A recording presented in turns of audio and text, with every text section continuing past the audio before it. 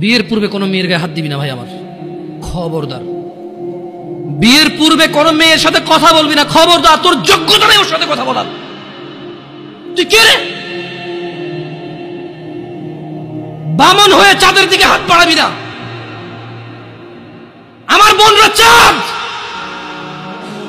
ওয়াল্লাহি যেদিন ইসলামী শাসন আসবে, যেদিন ইমাম মেহেদী আসবে, যেদিন ঈসা আলাইহিস সালাম আবার আসবে, ওনার বন্ধের উপর যারা হাত দেবে উনি হাত কেটে ফেলবে। তুই বামন হয়ে চাঁদের দিকে হাত বাড়াইস না। আমার বোনরা চাঁদ। ইসলাম মেয়েদেরকে চাঁদ বলেছে আর তোকে বামন বলেছে। বেটা তুই বেটা ছেঁড়া খাতা শুয়ে লাখ টাকার স্বপ্ন দেখিস, বিয়ের আগে মেয়ের গায়ে হাত দিস? তোর সাহস কত? তোর সাহস কত? তুই জানিস না মুহাম্মদ সাল্লাল্লাহু আলাইহি সাল্লাম বলছে নেক স্ত্রী দুনিয়াতে যা আছে ওর চেয়ে বেশি উত্তম। তুই কি করে ওর গায়ে হাত দিস বিয়ের আগে? তোর সেই যোগ্যতা আছে বল?